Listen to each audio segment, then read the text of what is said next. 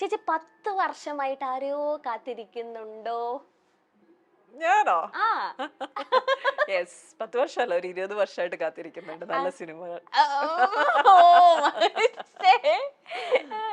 Cinema അല്ലാണ്ട് ഇല്ല ഇല്ല. ഓക്കെ. പക്ഷെ ചിരിയിലും ബ്ലഷിങ്ങിലും എന്തൊക്കെയോ കാത്തിരിപ്പ്. ഞാൻ കാത്തിരിക്കുന്നില്ല. ഓക്കെ. പിന്നെ വേറെ ആരെങ്കിലും ഉണ്ടോന്നറിയില്ല. അല്ല, കൊണ്ടുപോയവര് വരട്ടെ, എത്രയും പെട്ടെന്ന് വരട്ടെ. ഓക്കെ. എന്ന ചിത്രത്തിലൂടെ അരങ്ങേറി മലയാള സിനിമയിലെ ശ്രദ്ധേയയായ താരമാണ് ഹണി റോസ്. ഇതിനോടകം മികച്ച കഥാപാത്രങ്ങളിലൂടെ പ്രേക്ഷകർക്ക് മുന്നിലെത്തിയ ഹണി റോസ് ഇപ്പോൾ പുതിയ റോളിലും എത്തിയിരിക്കുകയാണ്.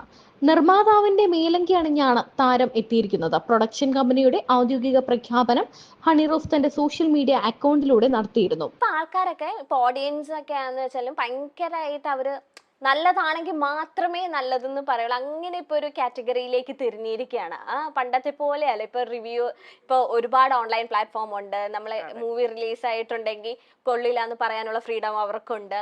അപ്പൊ അങ്ങനെ ഭയങ്കര ഡീഗ്രേഡിങ്ങും അല്ലെങ്കിൽ നല്ല പടങ്ങൾ ചിലതൊക്കെ താഴ്ന്നു പോകുന്ന അങ്ങനെയൊക്കെ ഉണ്ട്. അപ്പൊ അതിലൊക്കെ എങ്ങനെയാണ് ചേച്ചി നോക്കി കാണുന്നത്?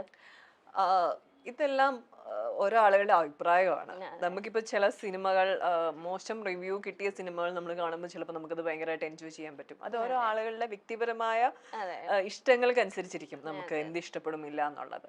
സിനിമയും അങ്ങനെ തന്നെയാണ്. ഇപ്പം ചിലർ ഭയങ്കര ഹൈപ്പില് ഭയങ്കര നല്ല മൂവി എന്ന് പറയുന്നത് ചിലപ്പോൾ നമ്മൾ കാണുമ്പോൾ നമുക്ക് ആ ഒരു കണക്ഷൻ കിട്ടണം.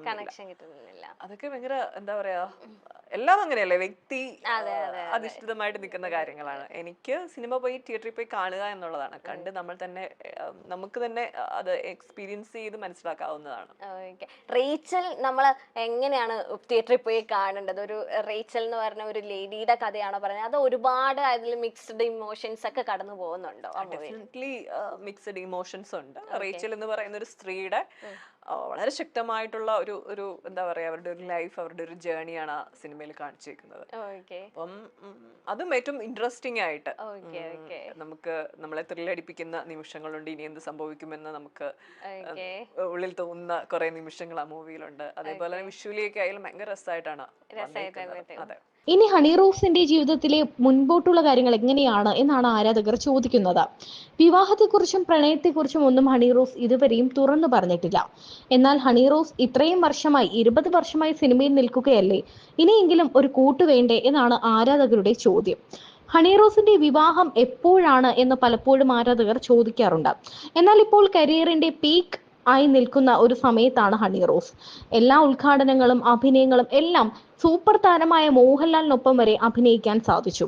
അത് മോഹൻലാലിന്റെ പേരായിട്ട് തന്നെ. അത് മാത്രമല്ല, എവിടെ ഉദ്ഘാടനം ഉണ്ടെങ്കിലും അവിടെ ഹണി റോസിന്റെ പേരും ചിത്രവും ഉണ്ടായിരിക്കും.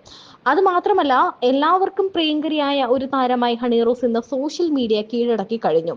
ഈ സാഹചര്യത്തിൽ എന്താണ് താരത്തിന്റെ വിവാഹ പ്ലാൻ എന്നാണ് ആരാധകർ ചോദിക്കുന്നത്.